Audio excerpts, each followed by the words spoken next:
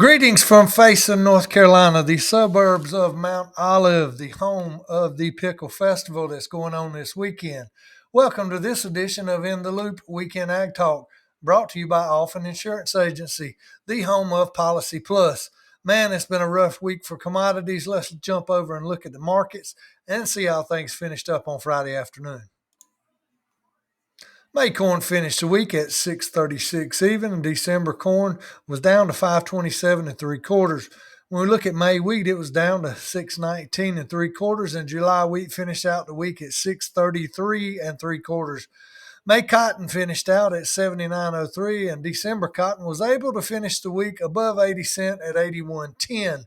May soybeans finished the week at 14.44 and 1/4, and November soybeans finished the week at 12.63 and a half. When you insure with Alphen Insurance Agency, you get Policy Plus.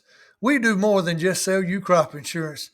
We start the year giving you a complete policy review to make sure you have the coverage that you desire and need.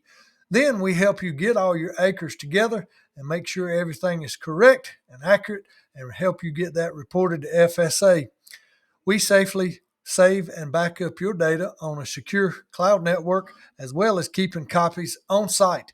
And we assist you with audit support. In the event you ever have an audit, we help provide all of your backup information from your production history so that your audit goes as smooth as possible. Give us a call and let us tell you more about doing business with Alphen Insurance Agency. We are a fourth generation crop insurance agency that wakes up every day ready to serve the farmers in the Carolinas. When we look at the weekly USDA North Carolina weekly production cost report, we see that liquid nitrogen 32.00 took a decrease this week of $15 with an average price of $5.38. When we look over at potash 0060, looks like we took a $12.50 decrease in price this week, averaging out at $6.90.50, and with bulk potash taking the same decrease of $12.50, finishing out at $650.50 for the week.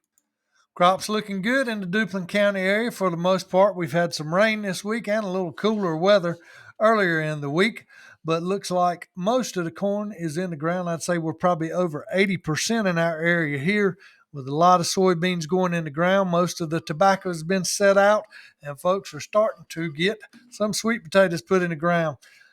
Looks like cotton is going to be a little slow getting started this year. I only know of a few folks who've put a little bit of cotton in the ground thus far.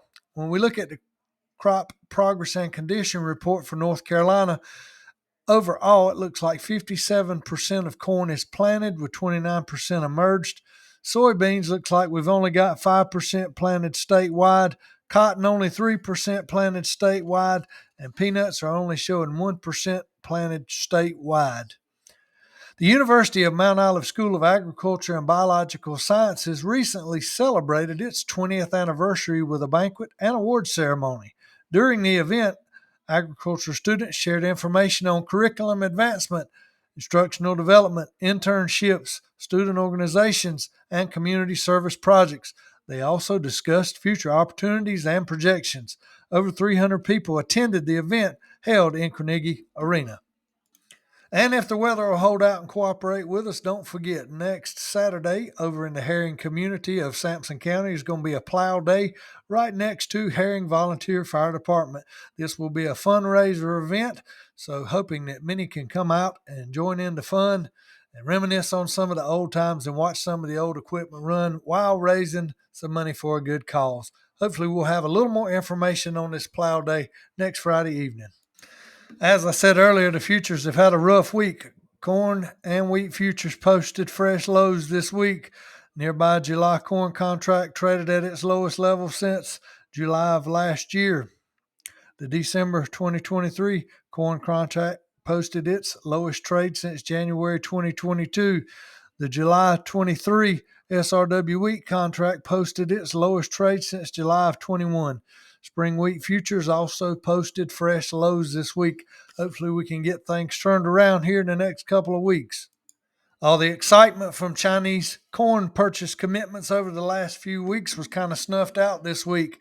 USDA reported a couple flash cancellations of U.S. corn to China this week, Private exporters reported cancellation of sales of 233,000 metric tons, that's 9 million bushels of corn for delivery to China during 22-23 marketing year. Again, this is the second cancellation of U.S. corn sales to China this week. A cancellation of 327,000 metric tons was also reported on Monday. Chinese corn cancellations this week total about 22 million bushels. Also hope we can get this turned around as well. As we look at exports for the week, during the week ending April 25th, funds sold 70,100 contracts of corn. Corn had a miserable week as old crop futures dropped to their lowest level since July of last year. Previous drops happened during bullish backgrounds and created buying opportunities.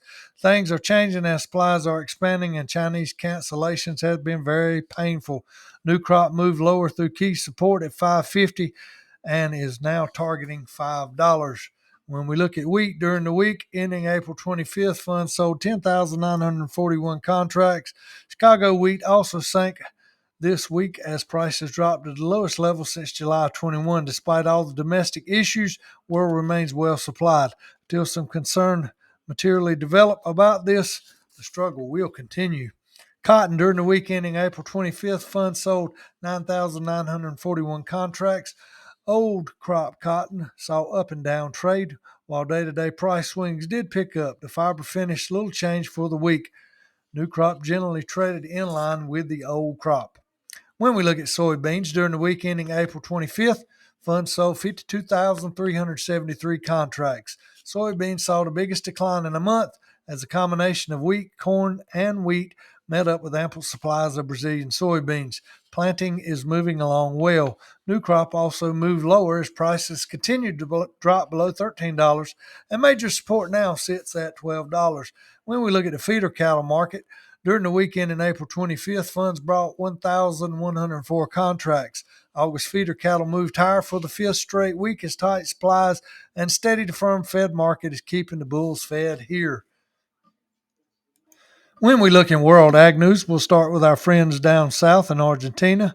Mild, mostly dry weather prevailed, aiding dry down and harvesting of maturing summer crops as well as preparations for the upcoming winter grain season. According to the government of Argentina, corn was 20% harvested as of April 20 versus 32% last year, while soybeans were 19% harvested versus 31% last year.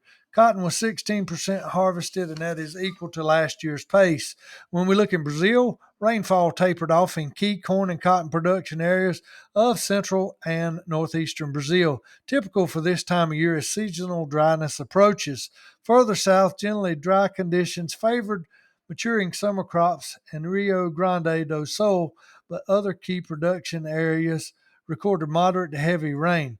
According to the government, soybeans' first crop were 97% and 82% harvested respectively as of April 17. Second crop corn planting was completed with 11% of the crop flowering, and wheat planting was underway at only 1%. In Rio Grande do Sul, soybeans were 46% filled to maturing as of April 20, with 54% harvested, while corn was 81% harvested. This week, we're going to look back in time and talk about Duplin County, North Carolina strawberries. 'Tis the season for strawberries. This week, we attended the Flavor First Field Day at Cottle Farms and Cottle Strawberry Nurseries in Faison, North Carolina. Perfect timing for this look back in time. I already had it on the calendar long before I knew we'd be attending the field day this week. Strawberries, the only fruit with seeds on the outside. This bright red and juicy fruit is a favorite to many. According to blogger Ray Linville, the history of strawberries dates back to the Romans, who gathered wild berries, but they weren't cultivated in Europe until the 1300s. Although it became a common garden plant by the 1500s, the strawberry from eastern North Carolina, introduced to Europe in the early 1600s, is the variety that is credited with developing today's big fruited berries. This variety was popular with the Native Americans, who crushed berries with cornmeal and then baked it into a strawberry bread. History says colonists modified the recipe and created an early version of what we now call strawberry shortcake. Strawberries have a long history in Duplin County. Let's jump back to the late 1800s. According to local historian Lily Boney Williams, Mr. Gabriel Boney became acquainted with strawberries while he was on a buying trip to Baltimore and soon introduced the crop to Duplin County. In the 1890s, large-scale strawberry farms started developing around the town of Wallace. In 1897, Sam Westbrook and his family planted one of the largest crops of the tasty red berries that the area had ever seen.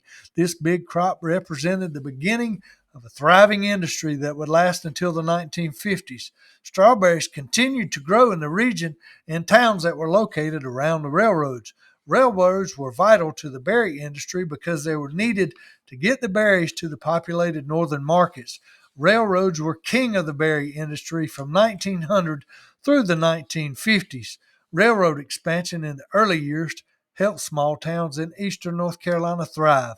Tobacco, fruits, and vegetables paid the bills and helped middle class farmers build homes and grow their farming operations. This influx of cash also helped build these communities. Many jobs were provided due to the labor intensiveness of these truck type crops. By the mid 20th century, the railroad lost popularity and truck transportation became the principal method of transportation of agricultural products. Production of truck crops, especially strawberries, declined, and states like California began to grow more and more berries. According to 2023 AMRC data, California and Florida now produce over 90% of the berry crop, with Florida producing most of the domestic winter crop. However, North Carolina currently ranks number 4 in U.S. strawberry production. In the heyday of berries around Wallace, they held the title of the strawberry capital of the world, or home of the world's largest strawberry exchange. Nearby town Chadbourn now claims the title due to having the largest one-day shipment of berries. 180 rail boxcar loads packed by 15,000 workers between sunrise and sunset. Folks, that's a lot of strawberries. They also have a festival that began around 1926. World War II put a stop to the original Strawberry Festival that was held in Wallace each year. After the war ended and the market began to fade away, the festival seemed to be only a memory. In 2011, the Wallace Depot Commission proposed bringing back the Carolina Strawberry Festival to a core group of leaders after about 50 years. The town of Wallace embraced the idea and has been the biggest sponsor of the Carolina Strawberry Festival. Each year, the Carolina Strawberry Festival has grown bigger and bigger. The festival has a broad selection of music and events in Wallace that will entertain the entire family. The festival will be held on May 5th and 6th this year. On a historical note, the 1937 festival stands out due to a special visitor. First Lady Eleanor Roosevelt came to Wallace to attend the festival. She was traveling the United States to check on projects being built by her husband's New Deal. Today, the strawberry business is still booming in the small town of Faison. Faison became a hot spot of vegetables and produce when the Atlantic Coast Railroad built platforms along the tracks to load fruit and vegetables. As many of you know, the Faison Fruit and Vegetable Exchange was a major player in the East Coast until the late 1980s. Today, Cottle Farms and Cottle Strawberry Nursery Incorporated still grow the tasty berries and ship them all over the world.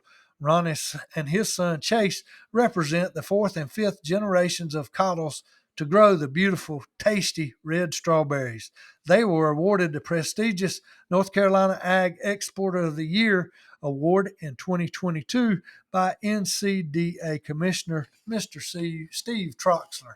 Get out today and go buy some local strawberries. Enjoy them and help support your local strawberry growers. I hope you've enjoyed this look back in time as we talked about strawberries in Duplin County, North Carolina. Well, folks, that about does it. It's almost quitting time. Thank you again for joining in for this edition of In the Loop Weekend Ag Talk, brought to you by Alphen Insurance Agency. Thank you to all the farmers who help feed and clothe the world. We hope y'all have a great weekend. Remember, keep mental health a priority at home and at work. Make time for yourself and make time for those around you. Thanks for tuning in. We'll catch you next time.